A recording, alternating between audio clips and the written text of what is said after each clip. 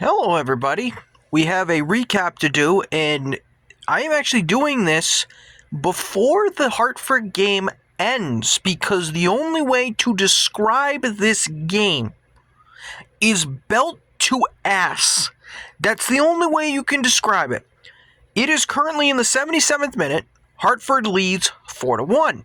They've technically scored 5 goals, but Scarlett decided to put it off himself into his own net, so that's the only reason the Independents have scored.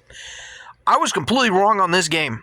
I thought this was going to be a low-scoring affair because you had two great keepers between Siaha for Hartford and Levy for the Independents, and I thought that because Charlotte Independence was coming in hot, winners of 3 straight, and Hartford still hadn't found a way to win nor score multiple goals, I thought this was going to be a very close game. This wasn't even close. This was basically a statement win for Hartford, and I'm calling it a win right now because unless they choke, which I don't see them doing, that's what's going to happen here. Now, I know there's going to be some people who go, this is a USL 1 squad. This is a USL 1 squad. And I do agree. It is a USL 1 squad. They're one of the top teams in the USL 1 right now. Hartford is currently fighting for their playoff lives. They're currently sitting outside a playoff spot right now. But I'm not going to diminish what Hartford's doing to basically say, like, the USL League One can't compare to the USL Championship. I can't go that far. Because what I saw in this game was the fact that Hartford was pressuring Charlotte Independence. And Independence this year has been the team on the front foot. They've been the team that's been pushing the ball forward. Hartford wasn't allowing him to do that. Like, Hartford was controlling the possession, and they were putting him constantly under pressure to where the Independents had to make split-second reactions. I haven't seen Hartford play like this since last year. Like, I can't remember a time. Like, it's been that long. Maybe it's because of the USL Cup, and they're just really good at it. But this is just an ass-whooping. That's what this is. You have to go all the way back to basically when they played Jacksonville week 1 when they won 3-0. That's the last time they showed a dominant performance like this. And the unsung heroes of this game were the strikers. I can't even say one. I know Anaku got 2 goals in his 39 minutes. He had to leave. I'm going to talk about that a little bit. But he got a brace in the first half. Obala, who came in, he got the giant gorilla that was on his back because he hadn't scored since that game in Jacksonville back in March. So he finally gets his monkey off bat with his goal, which is a great finish, by the way. And then you had Williams, who scored on the set piece. All 4 of your goals came from the striker, which has been a problem when it comes to Hartford this year. They've got nothing from their forward core, nothing at all, and tonight they finally got it, and they put this game away extremely early. Like, 50 minutes in, this game was over. And this has been all Hartford in this game. And just to give you an idea, again, we still got 10 minutes. We get 10 minutes plus extra time to go still. But right now, 17-7 is the total shots for Hartford right now. It's just unfriggin' believable the amount of dominance that this Hartford team showed tonight. It really did. And I usually don't bring up the ratings. I usually don't. But Charlotte Independence did not do themselves any favors. If you watched this game, if you only saw the clips, the second goal that Anaka scored, this kind of killed the Independents.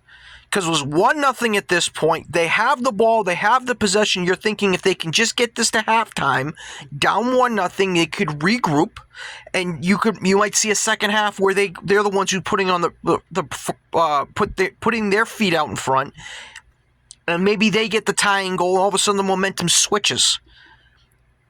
I still don't know what the guy was thinking. I can't tell you if this was supposed to be a pass to his midfielder or if he was just trying to clear the zone. But he duffed his toe or something, and he literally did a looping pass to Anako, who it's basically him and one-on-one with the keeper. And he's not missing that. So that's how it made 2-0, and that kind of took all the air out of the balloon in this game.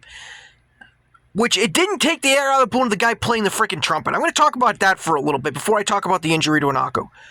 Oh my God, can you be more annoying?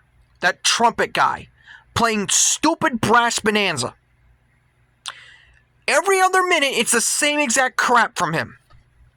It ticked me off. I was talking to a buddy of mine because we were watching this game, and I said, "This can't be more. This guy can't be more annoying." He was. All I was hearing was the brass fucking bonanza. That's it. So it wasn't good for him, and I think Hartford took offense to it as well because they just mauled over Charlotte. Now, another thing that needs to be discussed, though, is, and I've been thinking on, is the Anako situation. Now, Anaka coming in was on the injury report. So, when I saw the lineup and I saw that he was starting, I was a little, not concerned, but questioning. Because you had Obalo, I'm pretty sure I'm butchering that name, so I apologize. You had him, so I thought they were going to start him and then bring Anaku in the second half. Because if he's on a minutes restriction, why would he start? Now, I didn't know he was on a minutes restriction, so let me get that clear. But after he got his brace, they subbed him out in the 39th minute. So he only played 39 minutes. So it did work out for him, but it just felt weird to me seeing Anaku start and then get pulled before halftime. I hope he didn't re-aggravate something. Because the last thing Hartford needs is more injuries. And if you listen to the preview that I talked about, they were getting healthy bodies back. Like Anderson. Anderson had a good game. I wouldn't say he had a great game. Picked up a yellow card, which I didn't think was a yellow card. Let's be clear. He's going for the ball just like the other guy, and he clipped him. He caught the guy, but it's like, I don't know. That's a really harsh yellow. And then Samidayo, pretty sure I butchered that name too. He got the assist on the third goal. So he had a good game too. Those two, having them back is huge. It is huge for them. So I'm glad that they're back for Hartford because now it feels like they can be more competitive. If we saw a little hint of that against Indy, where they came back to draw when they brought their subs in and those guys in, and now they're dominating this team. Now when they play Miami on Saturday, we'll get a better idea, because if they can find a way to win that game, and as soon as I say that, Independence just scored to make it 4-2 in the 83rd minute. So, hold on, this game might not be over, but I'm still going to talk about how the fact that I think Hartford did really good in this game. Even though it's a 2-goal deficit, again, this is kind of similar to... if you watched my video regarding the Boston Legacy and them coming back after trailing 3-0 after 10 minutes and not coming back and winning it, but making it respectable, this is what I would say is going on with the Independents right now, because they trailed 4-0 after 6. They trailed 2-0 at halftime. They trailed 3. They gave them another one to make it 4. They could easily rolled over and died, and they fought back to make it 4-2. So, again, I give them credit for keep fighting, because I always like seeing teams that don't sit down and quit. Now, I'm trying to see who got the goal score because they haven't announced it yet. Because while I'm doing this, I'm not watching the game. I want to be clear on that. While I'm doing this, I'm not watching. So here we go.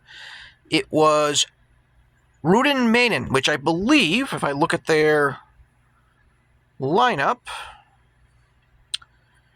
I believe he's a striker. Let me see if I can find him. They said Maiden, right? Maiden, yeah. Maiden's a center back, actually.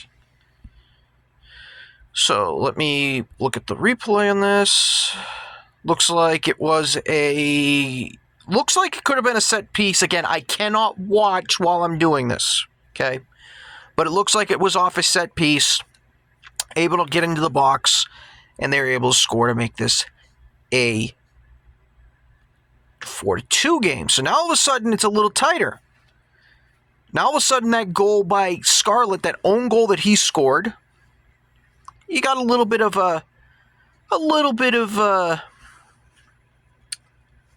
what's the word I'm looking for? Jitters. A little bit of jitters here. But like I said, Hartford is going to win this game. Unless they choke, which I don't see them doing, they're going to win this game.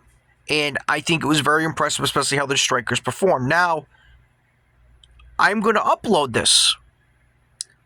But if they choke this, I will delete it and do another one. But if this is still up, this is just letting you know that I'm still paying attention to this game. But as of right now, they're going to win this game 4-2.